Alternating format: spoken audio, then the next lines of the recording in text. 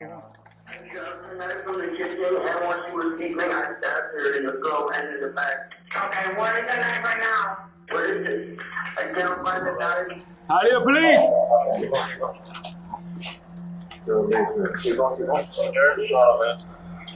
Come on, Head, come on, hands up. get in the ground, get in the ground. Go.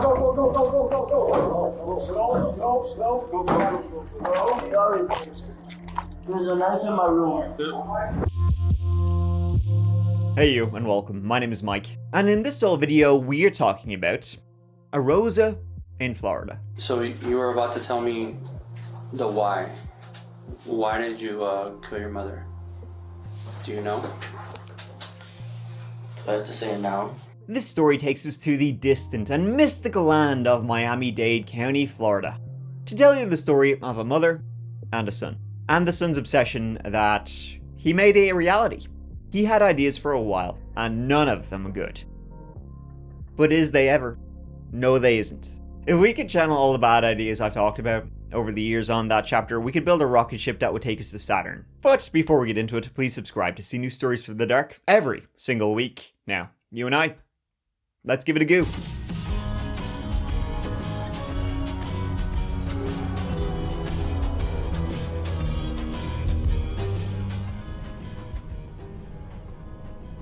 Isn't it funny that winter is such a big time for sports? I mean, I suppose while it's icy outside, there's nothing better than staying in and watching the Super Bowl or the Winter Olympics. And I mean, what an inspiration for getting the beach body ready, you know, push hard, train harder, and get in the best shape you can. And with training, it's very important to have the right gear, the right beats, to keep your clock ticking. This message is sponsored by Raycon, and they are exactly my go-to earbuds to keep me motivated. Raycon's Everyday Earbuds Classic block out distractions and totally changed how I work out so I can keep focused. Podcasts are crystal clear. The music is crisp and it'll keep you going from rep 1 to 100, or however many you do. And there's no better time to grab them than right now. They are 15% off, and they come in a host of gorgeous colors. And speaking of sports, Raycon have these limited edition Major League Baseball colors. You know how to get the Red Sox ones, baby.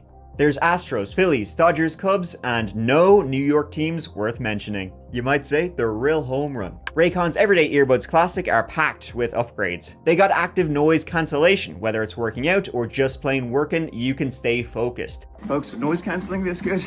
I can't even hear how out of shape I am. Multi-point connectivity, so you can pair with 2 devices at once. And a super comfortable ergonomic design that stays put no matter what you're doing. Raycon delivers the same premium audio as all the major brands, but at half the price. Add in over 3 million happy customers and a 30-day happiness guarantee. There is zero reason to overpay. The Everyday Earbuds Classics are here to help you go for gold. Go to buyraycon.com/chapter to get 15% off. Once again, go to buyraycon.com/chapter to get 15% off. Thank you so much for Raycon for sponsoring this whole episode and my spanking new Red Sox earbuds.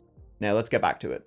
The city of Hialeah lies at the tippity bottom of the state of Florida, home these days to a titty-titch over 200,000 people. And the city is notable for being 94% Hispanic. Dios mío.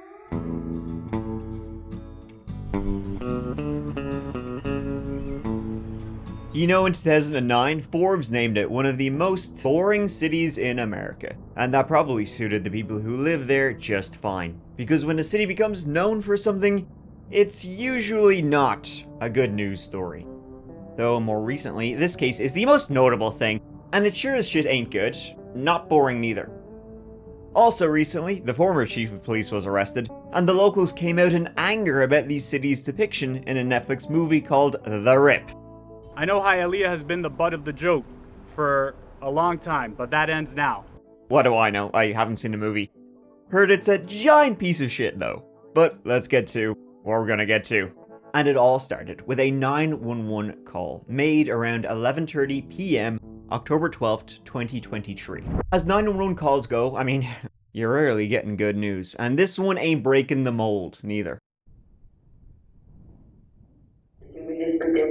Hi, Quick English, how can I help you? Can you bring me up?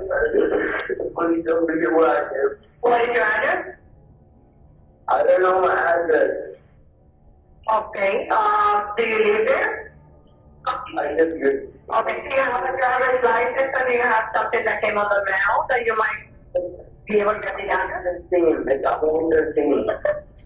Okay, can you find something that came on the mail? Any letter, any newspaper, any magazine? Miss, I'll try. But Miss, I show my mom. Okay. The caller was a young boy, 13 years old, telling the operator he had just done something unthinkable to most. Pretty darn thinkable to himself. He had stabbed his mother in the neck. His voice was shaky. He wasn't screaming, he wasn't crying, he just seemed like he was in shock at something he had just done. Like he couldn't believe himself. He was still in the house, his mom bleeding out. His newborn sister, just 2 weeks old, in her crib beside. Are you by yourself with your mom? Yeah, no, my baby sister's here, so she's giggling. How did you kill your mom? I grabbed the knife from the kitchen, and while she was giggling, I stabbed her in the throat and to the back. Okay, where is the knife right now? I put it, let me check. What is it? I can't find the knife. Okay, and what is your name? Rosa. Okay, why did you kill your mom? I just feel want to meet you no more. He was as rattled as a 13-year-old boy can be after doing the things he claimed he had just done. In fact, he was so rattled, the operator was like, "Where do you live?" This is a 13-year-old boy, described as very intelligent. He had no answer. It took him like 4 minutes to be able to give the operator his address. And trust me, it took the police a hell of a lot less time to get there and meet young Master Derek. Derek Rosa was born 2010, son of Irina Garcia and Jose Rosa. Now, Irina and Jose were not an item, and Derek, he had a stepfather, Frank Ramos, who was the father of Irina's new baby girl. Irina Garcia, 39 years of age, was a native of Cuba, having moved to the United States in 2006. She was always described as a very loving mother who put her son Derek first constantly. She met and married Jose Rosa, who was in the military, 22 years in there, but that didn't last, other than the kid they had together. However, they still, by all accounts, had a good relationship, having joint custody of Derek. Then Irina met Frank, and had another kid. They moved into this new apartment about a year before, and got on really well with all the neighbors. Irina described as always friendly, one to stop and yap away.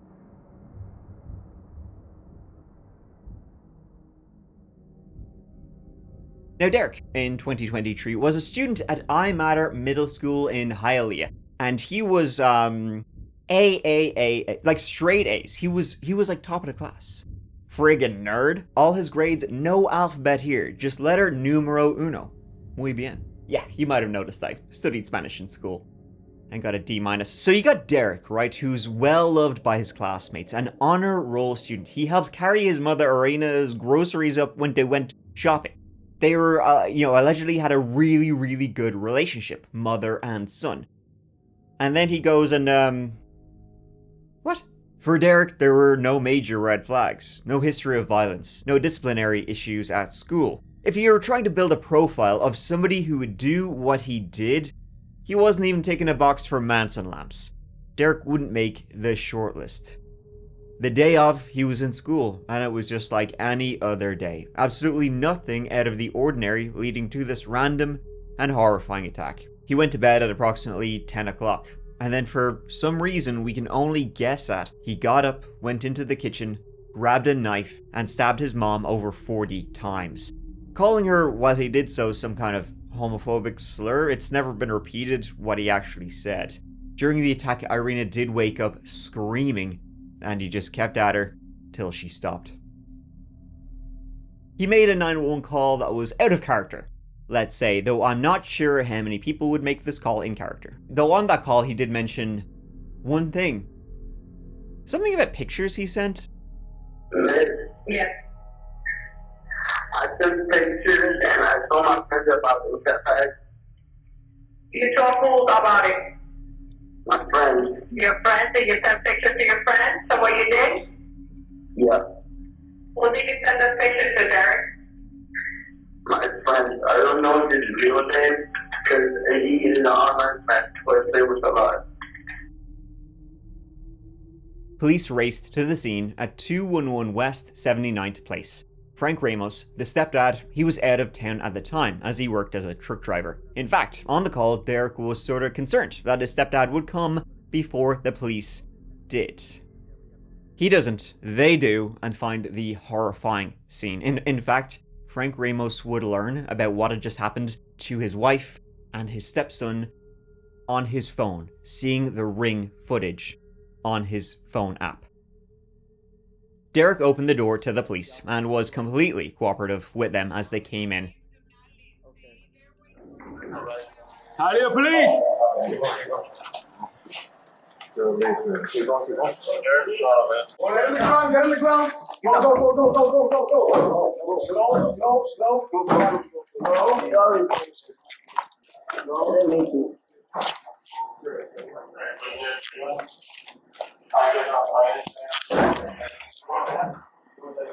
The son is in custody. Any knife? There's a knife in my room. The knife is in the room! There's a baby. How's the baby? Did you do anything to the fucking baby? No, I did not touch the baby. Yes, sir. Come on. Leave him. Sit over here. Sit. Lay down. Lay down. Lay down. All the way down. Face down. He's full of blood. The scene was covered in blood, and in the bedroom they found a 12-inch long kitchen knife he had used to stab his mom to death as she slept, in the throat, face, neck, chest, and in the back, over 40 times, 46 to be exact. It was pure violence, overkill, aggression, whatever you want to call it.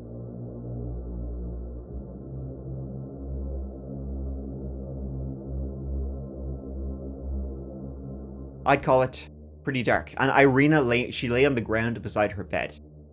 And you know, when the medics, the EMTs arrived to their apartment, it was clear, like, off the bat, there's nothing that could be done to help her. Thankfully, as horrifying as what was done to Irina in her own bed, the 2-week-old newborn who was in the crib right beside, she was untouched. She lay sleeping. In fact, Derek would later say why hadn't, after doing what you did to your mom, simply why didn't, you attack your half-sister? He would say she never woke up. If she did, he might have done the same to a 2-week-old. Derek went with police,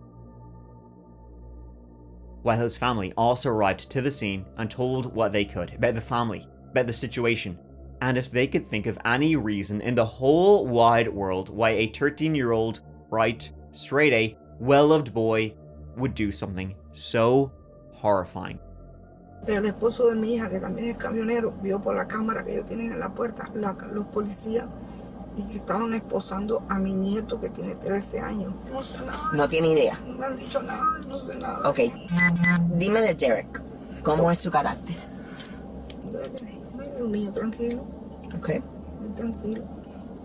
¿Él tiene algún problema mental? No. ¿Él ha sido diagnosticado con alguna condición mental, médica? ¿Nunca? No sé si ese niño tiene un horror de eso que le dan en la escuela. Que no es un ángel, porque lo tenía Dios pasado, que decía que lo había. Nosotros estamos todavía haciendo una investigación, eso es por... Nosotros no sabemos qué pasó, ¿ok? Los policías que llegan primero lo hacen por su protección, pero ¿ok? El niño no dijo nada. No sé si han hablado con él todavía. Yo llegué aquí no hace mucho. Ok, pero quiero saber, ¿no tiene ninguna historia médica? No. Ni mental. Yo que yo sepa, yo no sé, yo nunca le he visto con problemas de la cabeza ni nada de eso. Pero te digo, es un niño normal. Inteligentísimo. ¿Él tiene algún problema de agresión, algún problema de depresión? Que usted sepa, no. No. The doorbell cam would show that things seemed fine earlier that night. At around 8:25 p.m, Derek had popped out for a minute, and Irina was seen there in a seat with her newborn. Then later, the baby monitor would capture Irina in bed with her newborn daughter at around 10:25 p.m. Then she put her little girl into the crib and went to sleep herself. About 30 minutes later, a figure came in and stabbed Irina to death. And it would be revealed that right after murdering his mom, he took a picture of her body and a selfie, hang 10, sent it to a friend. Then, 10 minutes after sending these images, he called another friend named Sweden with an extra E who lived in a different state, saying the same, sending him more pictures, telling him what he'd been up to. Basically saying, what do you think? His friend thought he was, taking a piss, before he realized that ain't no shit from Spirit of Halloween. Not long after, Derek called the police himself.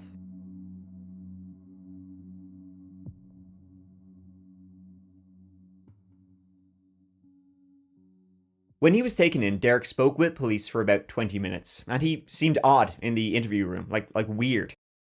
Sort of not like somebody who had just brutally stabbed their beloved mother to death. He's 13-year-old, I mean, he's a child. He doesn't understand some of the words they are using. What's an attorney? An attorney is someone that can represent you in legal matters. Okay. What's your address? I don't know my address. Okay. What's your telephone number? You don't know it either? No. Okay. What type of phone do you have? An iPhone. An iPhone? What color is it? It's blue. It's blue? Yes. Okay. He gets upset about some parts and then is like totally chill about other parts. He's like, sure, you know yourself. Like, tell me what happened tonight. Tonight? Yeah. Well, at around like 10, I went to bed. Okay. My mom did too. Is that your regular time? Like 9? Yeah. Okay. So you went to sleep around 10? Yeah. Okay. And then what? I woke up. You killed her? Alright. What type of knife was it? Do you know? It was just a big size kitchen knife. That big? Yeah. What color was the handle? Purple. Purple? Yes. Okay. Your mom was sleeping? Yeah, she was sleeping. Did you ever make your way to your sister? Like, killing her? No. Touching her? Touching her? No. No? I left her alone. She was sleeping and she didn't wake up, so I didn't touch her. Okay. Why did you stab your mom? Can I go to the bathroom before I answer that? Yes, of course. Of course. Give me 1 second. You want to take him to the... I have patrol take him. Yes, have patrol take him. Make sure... Now, what Hialeah police say is that last night they received a call from that 13-year-old saying that he had just murdered his mother. And when officers arrived, they found that woman dead in her bedroom next to a crib. Cell phone video shows a 13-year-old boy emerging from a Hialeah apartment. Officers waiting outside quickly arresting him. Derek Rosa was charged with murder in the first degree, with the judge ordering Derek to be held in an adult jail, to be charged as an adult. I mean, again, we're talking about a 13-year-old here, but well, what he says goes, I guess. So as you can imagine, in the jail, he was the only 13-year-old held in there. He was held in the juvenile section, with 15-year-olds and 16-year-olds, and he was held in his own cell, but his defense attorneys were like, yoink, can we get him out of there? Derek Rosa pleaded not guilty. At his hearing, his dad, Jose, his grandmother, other family members all sat in the front row in support. Your mom was sleeping? Yeah, she was sleeping. Rosa also explained his last words to his mother. Did you tell her anything before you stabbed her? The word in Spanish. The lead detective in the case also testified that Rosa made several incriminating Google searches on the night of the murder. In prison, psychologists would try and examine Derek to, see what... That's the thing. As you heard on the 911 call and in the police interview, he never once said why he did that to his own mom. In fact, in the 911 call, he just blanked it. In the interview, when they began asking, hey, and he, why here? Why'd you do that? That's when he asked, for an attorney. That's when he said he wanted to stop talking to the police. So we have no why. So you were about to tell me the why. Why did you kill your mother? Do you know? Do I have to say it now? Yeah, get it off your chest. Absolutely. You can wait for a lawyer. Okay, at this point, you want a lawyer? Maybe not. We can't. No, listen. Just so you understand, okay? You have mentioned or asked us, should you wait for a lawyer? We're not here to advise you on whether to talk to a lawyer or not. That decision is yours, okay? But if you are requesting a lawyer at this point, we can't interview you any further. You understand? We have to stop the interview. Okay. Do you want us to stop the interview? Yes. Psychologists wanted to examine him. Mental health. Did he have psychosis? Did he just break from reality for some reason? What they found, 2 psychologists examined him. One found he had ADHD. The other found he had autism. Not exactly things that make you want to go around and butcher your own mother. Nothing ringing any bells here. The reason why Derek did what he did. It still largely does remain a mystery. I mean, maybe he did just snap. Went out of his mind. Or, as many think, I'll let you in on a little something. Maybe he had just a teeny bit, like that much, of an obsession with Friday the 13th, with Jason Voorhees, with violence, with gore, with wrecked videos, all that sort of stuff. You know, Rotten.com. He was fascinated with online videos of murder, torture, death, gore, and his obsession was only growing and growing. And sure wasn't Halloween only around the corner. Apparently he was going around telling anybody who would listen, all his busy mates, he was going to be Jason Voorhees for this Halloween. Sure, Friday the 13th, it's only his favorite franchise. Sure, that explains it. And guess what, hotshot? He stabbed his mother to death on Thursday, October 12th at 11 p.m. 1 hour before Friday the 13th of October 2023. He was too excited, he couldn't wait that hour, it seems, before murdering his mother, so it would be Friday the 13th. When he called his friend, he even allegedly stated, "I'm doing a Jason." Pick any other Jason, Derek, you can't do worse. Although, I mean, those Transporter movies, yikes. In the hours leading up to the murder, he had Googled, where is the best place to stab someone? The carotid artery. Is a small knife good for killing? Can a knife cut through bone? Clearly documenting a plan to kill. Though he didn't have a machete like his idol, he could find something just as deadly. He knocked it out of the park with those searches. I'm not sure if they were very needed for what he did, because he was gonna make sure with those 46 stab wounds, he was gonna get the job done. Now, weirdly, and this just shows you, there's a lot of crazy people out there. I mean, as if you didn't already know that. But a lot of mothers from around the country started showing up in support of Derek Rosa. You had Free Derek petitions, people claiming that he is innocent. I mean, he said he did it, though. So I don't know what else to tell you. A protest outside the Metro Justice Building in Miami and inside.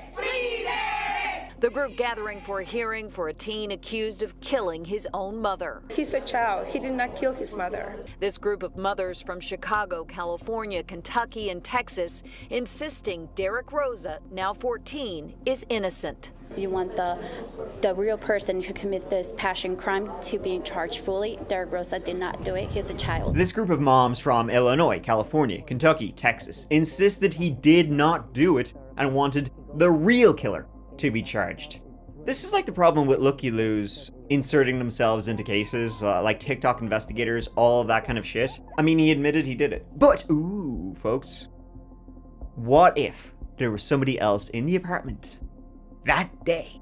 Somebody off camera. Somebody, because people would claim you could hear weird noises in the background.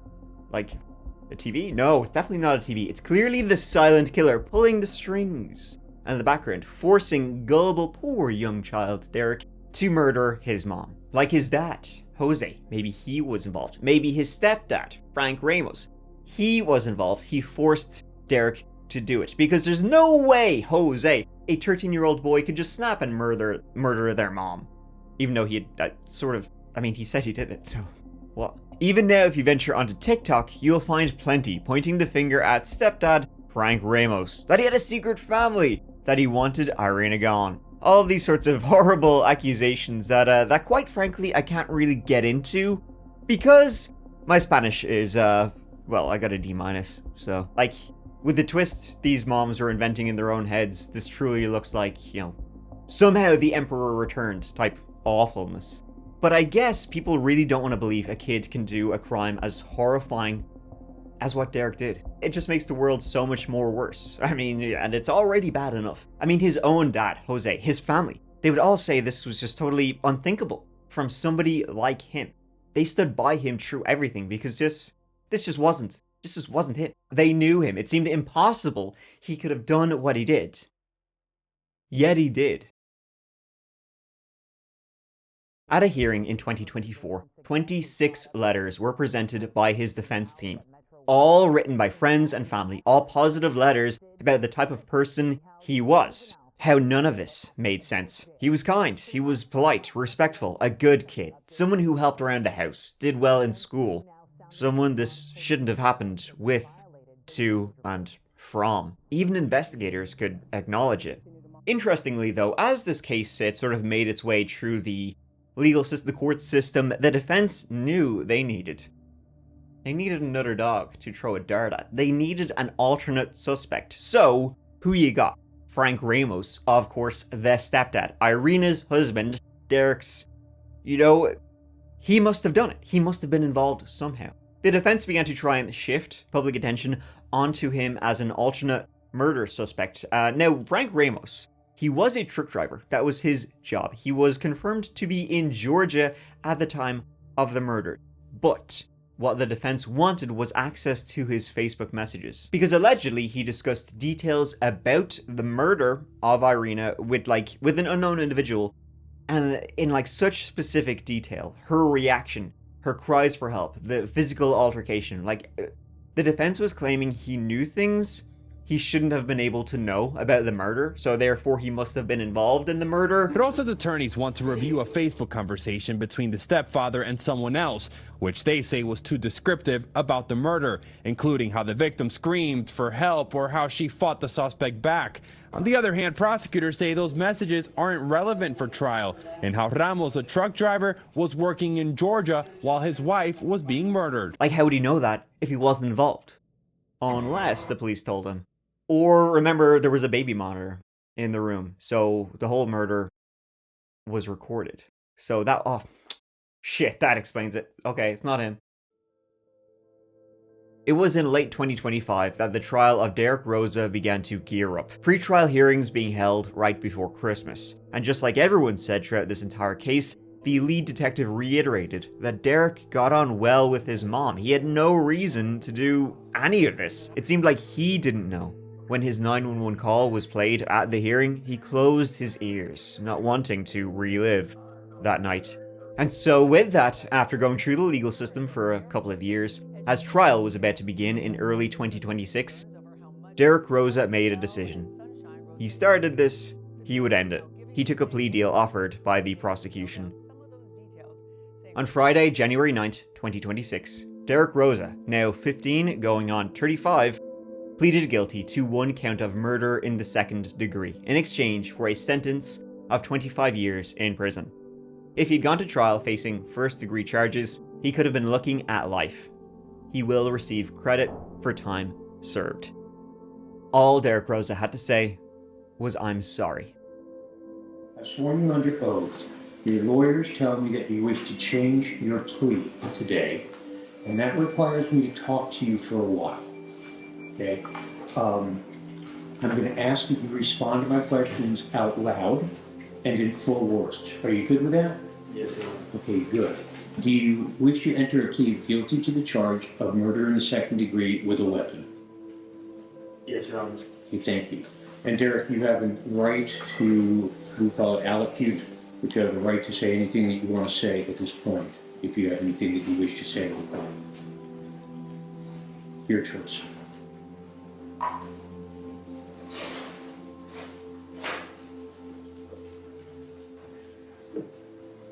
I'm sorry.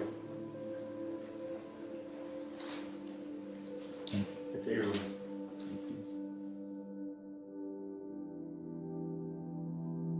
As he headed to prison for that long stretch, he left his supporters, of which there were many, a note.